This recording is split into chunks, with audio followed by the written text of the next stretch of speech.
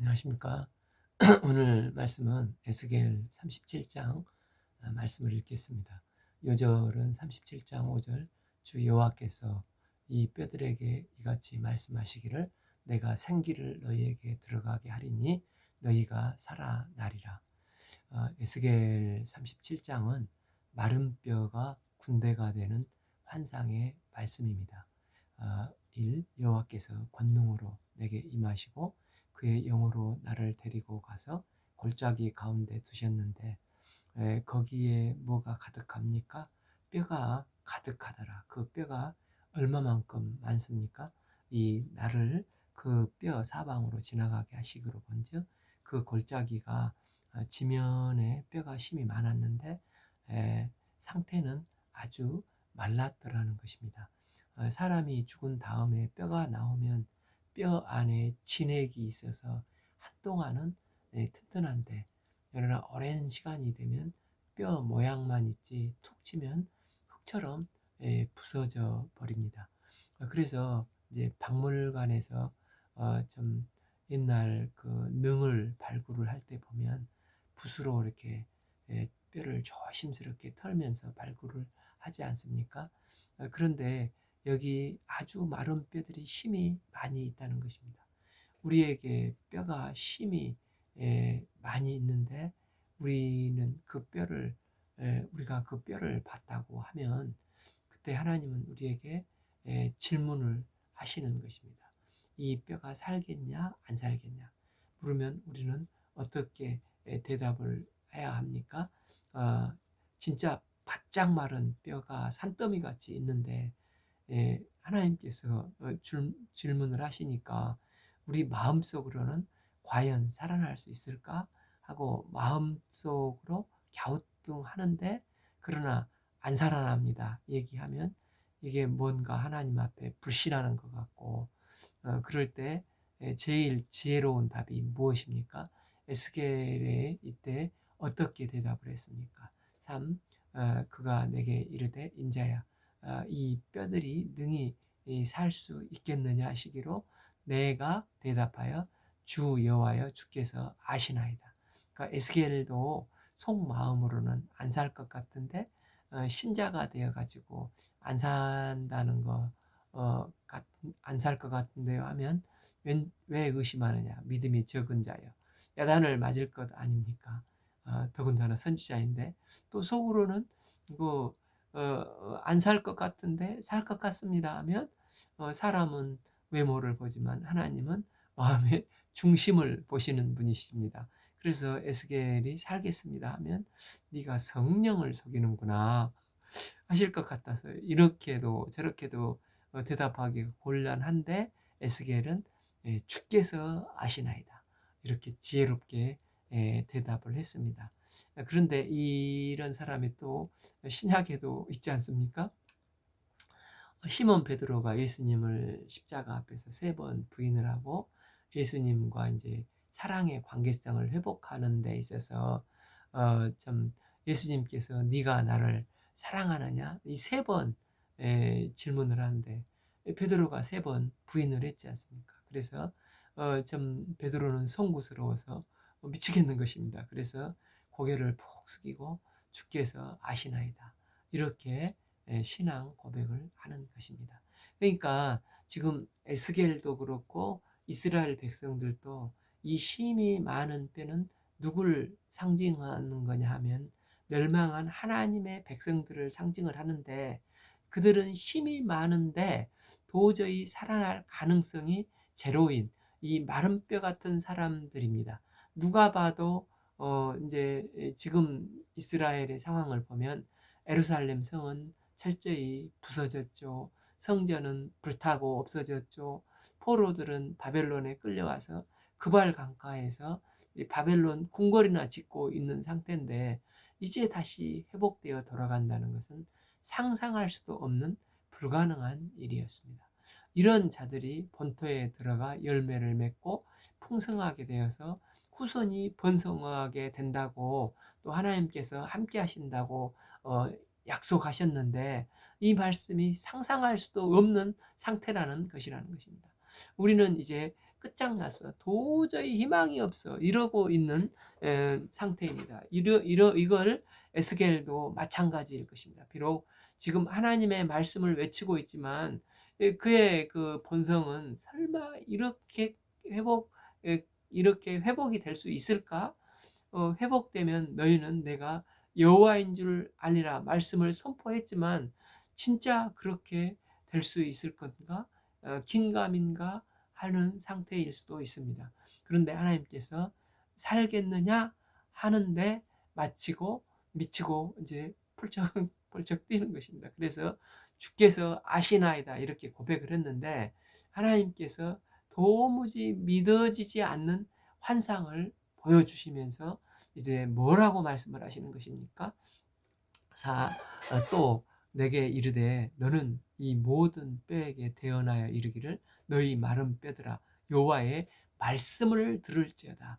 이 대언은 대신해서 말하는 것을 말하지 않습니까? 지금 에스겔이 하나님의 말씀을 대신해서 마른 뼈들에게 하나님의 말씀을 선포하고 있습니다. 그러니까 말은 에스겔이 하지만 실제 하나님의 말씀입니다.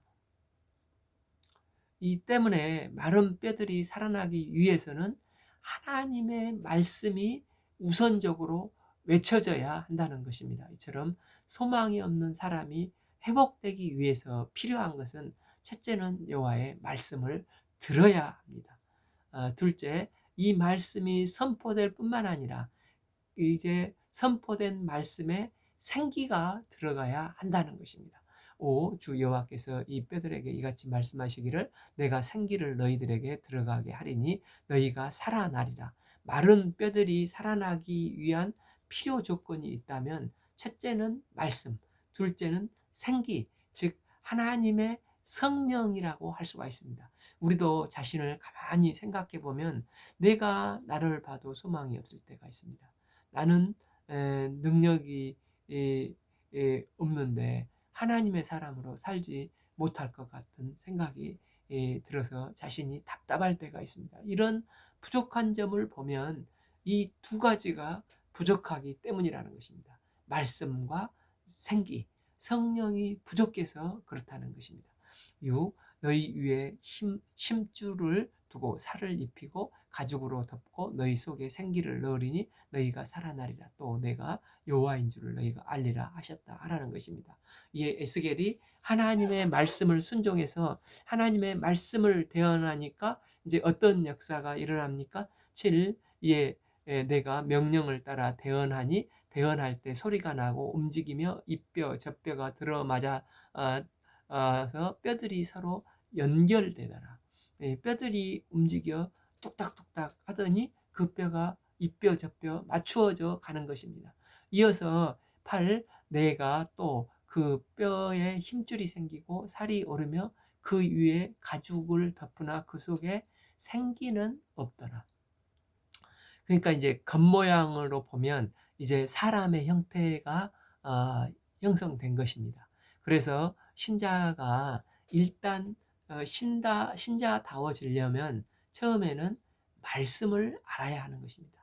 말씀을 잘 알면 겉보기에는 참 신앙이 있어 보이는 건강한 신자 같아 보입니다. 그런데 그 안에 뭐가 없습니까? 아직 생기가 없더라. 생기가 없으니까 아는 것은 참 많은데 그 사람을 통해서 복음의 능력이 영향력이 안 나타나는 것입니다. 이게 바로 생기가 없고 말씀만 있는 신자의 모습이라고 할 수가 있습니다. 네, 저는 선교지에 와서 신앙이 힘들 때마다 다시 그 책을 보며 신앙을 회복하고 힘을 덧입는 몇 권의 책이 있습니다. 철로 역정을 다시 볼 때마다 우리 인생이 어디로 가나 하고 다시 생각을 해보게 되는 책입니다. 또 중국에 와 있기 때문에 중국 선교의 아버지 허슨 텔러의 책들은 이 선교사로서의 그 자세를 늘 새롭게 해줍니다. 그중에 이제 또 옥하는 목사님, 홍정길, 정필도 목사님들이 공동으로 쓴 내 마음을 찢으라는 책이 한 2000년 정도에 나왔는데, 저에게 늘 이 책을 보면은 자세를 새롭게 해주는 소중한 책입니다. 거기서 보면은 그 장로교 목사인 옥하는 목사님은 말씀과 신학이 아주 탁월하시고 탄탄하셔서 그분의 살아계실 때 더도 말고 덜도 말고 옥하는 목사님과 같이 주일 말씀만 전하면 성공한다, 이런 말이 유행하지 않았습니까? 어, 그 사랑의 교회 제자 양성으로 성경을 열심히 가르치고 성도들을 이 말씀의 진리 위에 굳건히 세우는데 온 정성을 쏟아 부으신 것으로 매우 유명하십니다. 그런데 초신자들을 초청해서 성경 공부를 하고 제자 양성을 해서 성장을 하는데, 혼신을 다해서 섬기는데 저기 어느 단계에 들어서서 뜨거움이 부족하다는 것입니다. 라고 이분은 고백을 합니다. 나는 해를 거듭할수록 나는 내 설교를 충실히 듣고 성경 공부를 열심히 하고 있는 교인들의 삶에 뚜렷한 변화가 없는 것을 볼 때 영적으로 침체된 사람들은 거기에서 헤어나지 못하는 것을 볼 때 왜 사역자들은 영적으로 갈증을 느끼고 있는 것일까? 왜 우리 또 지도하고 있는 평신도들은 뜨겁게 일어나고 금방 또 식어버리는 것일까? 이 종종 한계를 느끼고 고민을 한다는 것입니다. 그래서 어느 날 그분은 이제 오순절 그 조영기 목사님께 전화를 걸어서 한번 만나자고 했다고 합니다. 그래서 만나서 우리 성도들이 영적으로 침체되지 않도록 그들의 가심 속에 은혜의 불길, 성령의 불길을 다시 지피게 해주는 목자가 되고자 마치 엉덩이를 열심히 했다는 것입니다. 그래서 그는 그 조영기 목사님에게 마치 엉덩이를 하늘로 쳐들고 금부를 살리기 위해서 후후 불어대는 농부 같은 자신을 말을 합니다. 그런데 그 옥 목사님은 자신이 이런 이제 솔직한 마음을 드러내고 이야기를 하면 성령 운동을 하는 분들의 또 허화시를 잘 알기 때문에 아마 그 조 목사님도 비슷한 자세로 반응을 해오지 않겠나 생각을 했다는 것입니다. 그런데 조영기 목사님은 나는 정반대입니다. 우리 지도자들은 어떻게나 뜨거운지 내가 할 일은 날마다 너무 뜨거워지지 말라고 물통에 물을 잔뜩 담아다가 끼어 얻는 것입니다. 이 말에 너무 충격을 받고 충격을 받았다고 하는 것입니다. 그래서 참 복음의 감격이 식어버리고 능력이 사라진 채 말만 요란한 목사가 아니고 성령 충만하게 되려면 이유막론하고 성령 충만함을 받아야 한다고 외쳤다고 책을 읽었습니다. 성령은 우리의 힘과 노력으로 안 되는 것을 해결해내는 성령 하나님의 신비한 능력입니다. 이 뼈다귀가 붙어서 겉모양으로 보면 이제는 사람의 형태가 생기지만 성령의 능력을 덧입을 때 참 신앙, 건강한 생명력 있는 이 불타오르는 신앙을 할 수가 있다는 것입니다. 그런 반면에 이제 순복음이나 또 성령 운동을 강조하는 오순절 교단을 보면 성령 운동을 하며 기도를 많이 해서 생동감이 있어 보이지만 또 장로교 목사 입장에서 볼 때 뭔가 신학적으로 허전한 느낌이 들 수가 있다는 것입니다. 그래서 건강하게 되기 위해서는 첫째, 말씀의 깊이가 있어야 되고, 또한 둘째는 이 말씀이 달궈지려면 생기, 즉 성령 충만함을 받아야 이게 진정한 개인, 진정한 교회가 될 수가 있다는 것입니다. 그래서 말씀이 들어가더니 뼈들이 힘줄이 생기고 그 모양이 사람 모양으로 딱 갖추어져 있습니다. 그런데 그것으로 충분한 게 아니고 성령 하나님께서 생기를 불어 넣어 주셔서 성령 충만한 삶을 살아야 생명력 있는 삶을 살 수가 있다는 것입니다. 우리가 주님이 주신 귀한 언약의 말씀을 붙들고 어린아이처럼 성령을 사모하고 매 순간 성령 충만함을 구할 때 주께서 성령의 하나님께서 각자에게 필요한 성령을 물붓듯이 부어주셔서 성령 충만한 삶 속에서 우리의 삶을 인도해 가시는 믿음의 삶을 살 수 있기를 기도합니다. 9. 또 내게 이르되 인자야 너는 생기를 향하여 대언하라. 생기에게 대언하여 이르기를 주 여호와께서 이같이 말씀하시기를 생기야 사방으로부터 와서 이 죽음을 당한 자에게 불어서 살아 일어나 큰 군대가 이제 되었습니다. 10. 예, 내가 그 명령대로 대언하였더니 생기가 그들에게 들어가 그들이 곧 살아나서 일어나매 특히 극히 큰 군대더라. 이게 바로 환상이 보여준 내용입니다. 이 환상에 대한 설명을 어떻게 해줍니까? 11. 또 내게 이르되 인자야 이 뼈들은 이스라엘 온 족속에게 족속이라. 그들이 이르기를 우리의 뼈들이 말랐고 우리의 소망이 없어졌으므로 스스로 생각해도 자기들이 뭐라고 자기들은 소망이 없는데 우리는 다 멸절되었다 하는 것입니다. 12. 그러므로 너는 대언하여 그들의 이르기를 주 여호와께서 이같이 말씀하시기를 내 백성들아 내가 너희 무덤을 열고 너희로 거기에서 나오게 하고 이스라엘 땅으로 들어가게 하리라. 13. 내 백성들아 내가 너희 무덤을 열고 너희로 거기서 나오게 한즉 너희는 내가 여호와인 줄 알리라. 그런데 하나님께서 뭐라고 하십니까? 일단은 하나님께서 이스라엘 백성들에게 말씀을 주시고 약속대로 이스라엘 땅을 회복시켜 주실 것입니다. 그런데 그렇게만 되면 약속이 말씀하신 대로 약속이 이루어졌다고 해서 이스라엘 백성이 완전히 회복된 것은 아니라는 것입니다. 뭐가 있어야 합니까? 14. 또 내가 내 영을 너희 속에 두어 너희가 살아나고 이렇게 되어야 군대 같은 힘이 있는 이스라엘로 거듭날 수 있는 것이라는 것입니다. 그러면 우리는 어찌 해야 됩니까? 내가 또 너희를 너희 고국 땅으로 두리니 나 여호와가 이 일을 말하고 이룬 줄을 너희가 알리라. 하나님 또 하나님의 환상을 보여주십니다. 하나님은 에스겔에게 이제 또 기적 같은 것을 보여주고 있습니다. 15. 여호와의 말씀이 또 내게 임하여 이르되 16. 인자야 너는 막대기 하나를 가져다가 그 위에 유다와 그 짝 이스라엘 자손이라 쓰고 그리고 두 번째 또 다른 막대기 하나를 가지고 그 위에 에브라임의 막대기 곧 요셉과 그 짝 이스라엘의 족속이라고 쓰라는 것입니다. 17. 그 막대기들을 서로 연합하여 하나가 되게 하라. 내 자손에게 둘이 하나가 되게 하라 해서 두 막대기를 합했더니 하나가 되는 기적이 일어나는 것입니다. 이게 무슨 뜻입니까? 우리가 이제 역사적으로 알듯이 그 솔로몬 시대 이후에 이스라엘 나라가 분단이 되지 않습니까?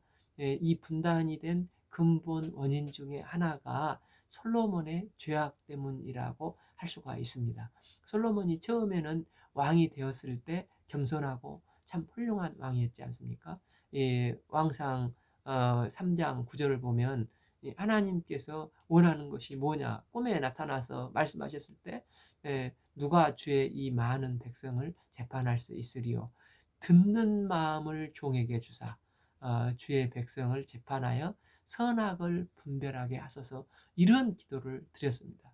그래서 하나님께서 듣는 마음의 지혜를 주셨을 때 그 두 여자의 아이를 지혜롭게 재판해주고 또 정치를 잘 했지 않습니까? 그런데 그가 세월이 지나면서 외교를 하면서 타협을 하고 또 그가 이제 타락하기 시작해서 결국 수많은 여인들을 부인으로 맞아들이고 또 그 여인들이 가져온 우상 숭배를 하고 신전을 지어주지 않습니까?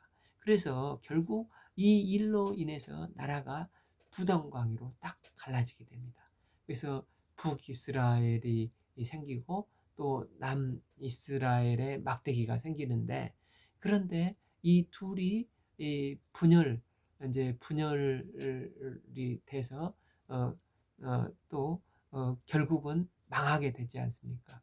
이제 그 남유다에 속한 사람들은 유다 지파와 베냐민 지파 12 지파 외에 제사장인 그 레위 지파가 여기에 속한다고 할 수가 있습니다. 또한 그 이제 그 여호수아 때 땅 분배 때 보면 이제 그 유다 지파나 베냐민 지파가 이제 더 남쪽에 이제 시므온 지파가 있는데, 시므온 지파가 중간에 없어지지 않습니까? 뿔뿔이 흩어지는데 일부가 흡수되어서 이제 남유다를 형성을 합니다. 또한 그 이제 망했을 때 이제 북이스라엘의 여로보암이 이제 베델로 이제 분단되었을 때 베델과 단에 가서 금송아지를 만들어서 명절에 굳이 예루살렘까지 갈 필요가 없다. 이렇게 했을 때 그래도 그 예루살렘에 가서 명절을 지킨 사람들이 그 북이스라엘로 돌아가지 않고 일부이지만 그들이 이제 그 유다의 남어 이스라엘의 막대기가 되는 것입니다. 그래서 크게 남유다는 참 베냐민과 또 그 유다 지파, 베냐민 지파, 또 그 제사장들 이렇게 형성이 되는 것입니다. 반면에 또 하나의 막대기, 에브라임의 막대기입니다. 그리고 그 짝 이스라엘은 족속이라고 쓰고 있는데, 이 북이스라엘은 요셉의 두 아들인 에브라임 지파와 므낫세인 요셉 지파가 주축을 이루고 있습니다. 이 16 인자야, 너는 막대기 하나를 가져다가 그 위에 유다와 그 짝 이스라엘 자손이라 쓰고, 그리고 두 번째 또 다른 막대기 하나를 가지고 그 위에 에브라임의 막대기 곧 요셉과 그 짝 이스라엘 족속이라 쓰라하라. 그런데 분열됐다가 북이스라엘은 아수르에게 망하고 150년 후에 남유다는 또 바벨론에게 망하고, 지금은 둘 다 망해서 이제는 영원히 소생 불가능할 것 같은 상태가 되어 있는 것입니다. 그런데 하나님께서 이 두 막대기를 드시더니 분열된 것도 합해져서 회복되고 하나가 될 거라고 말씀을 하십니다. 16 인자야, 너는 막대기 하나를 가져다가 그 위에 유다와 그 짝 이스라엘 자손이라 쓰고, 그리고 두 번째 또 다른 막대기 하나를 가지고 그 위에 에브라임의 막대기 곧 요셉과 그 짝 이스라엘 족속이라 쓰라는 것입니다. 그리고 17 그 막대기를 서로 합하여 하나가 되게 하라. 내 손에서 둘이 하나가 되리라 해서 두 막대기를 합했더니 하나가 되는 기적이 일어난 것입니다. 18 내 민족이 내게 말하여 이르기를 이것이 무슨 뜻인지 우리에게 말하지 아니하겠느냐 하거든. 19 너는 곧 이스라엘 주 여호와께서 이같이 말씀하시기를 내 에브라임의 손에 있는 바 요셉과 그 짝 이스라엘 지파의 막대기를 가져다가 유다의 막대기에 붙여서 한 막대기가 되게 한즉 내 손에 하나가 되리라 하셨다 하고, 이 막대기가 하나가 되어서 이제는 어떻게 됩니까? 20 너는 그 글 큰 쓴 막대기를 무리의 눈앞에 손에 잡고 21 그들에게 이르기를 주 여호와께서 이같이 말씀하시기를 내가 이스라엘 자손을 잡혀간 여러 나라에 인도하여 그 사방에서 모아서 그 고국 땅으로 돌아가게 하고 22 그 땅 이스라엘 모든 산에서 그들이 한 나라를 이루어 한 임금이 모두 다스리게 하리니 그들이 다시는 두 민족이 되지 아니하며 두 나라로 나누어지지 아니하고 한 임금이 한 나라가 이루어질 것이라는 것입니다. 성령도 하나이고 그리스도도 하나고 복음도 하나이지 않습니까? 그래서 하나님께서는 분열된 것을 이제는 하나가 되게 하시겠다고 하시는 것입니다. 이때 한 임금이 다스리게 된다는 것입니다. 3. 그들이 그 우상들과 가증한 물건들과 그 모든 죄악으로 더 이상 자신을 더럽히지 아니하리라. 내가 그들을 그 범죄한 모든 처소에서 구원하여 정결하게 한즉 그들은 내 백성이 되고 나는 그들의 하나님이 되리라. 그때는 누가 그들의 왕이 됩니까? 24. 내 종 다윗이 그들의 왕이 되리니 그들 모두에게 한 목자가 있을 것이라.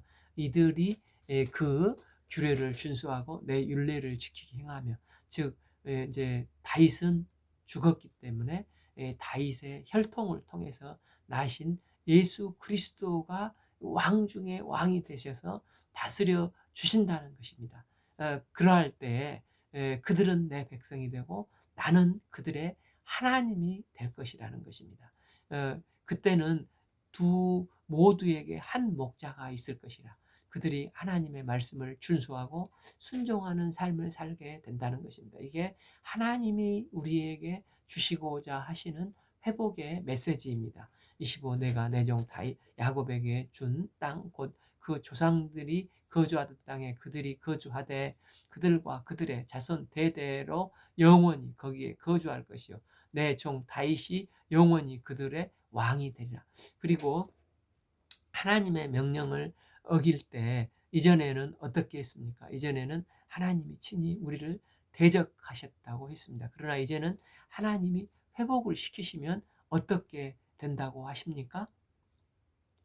26. 내가 그들과 화평의 언약을 세워서 영원한 언약이 되게 하고 또 그들을 견고하고 번성하게 하며 내 성소를 그들 가운데 세워서 영원히 이르게 하시겠다는 것입니다. 그리고 하나님은 친히 우리 가운데 거하십니다. 27. 내 처소가 그들 가운데 있을 것이며 나는 그들의 하나님이 되겠고 그들은 내 백성이 되겠다는 것입니다. 이런 일이 이루어질 것입니다. 이런 일이 이루어지게 되면 우리는 어떻게 합니까? 28. 내 성소가 영원토록 그들 가운데 있으리니 내가 이스라엘을 거룩하게 하는 여호와인 줄을 열국이 알리라 하시게 된다는 것입니다. 진짜 하나님은 약속을 지키시는 신실한 하나님이시구나. 특히 이제 거룩하신 하나님이시구나. 거룩하다는 것은 구별된다는 뜻으로 이제 세상의 우상들은 헛말과 거짓말을 약속을 하지만, 그러나 거룩하신 하나님은 세상의 신들과 구별된 분이시기 때문에 약속을 했으면 반드시 지키시고 성취하시는 하나님이십니다.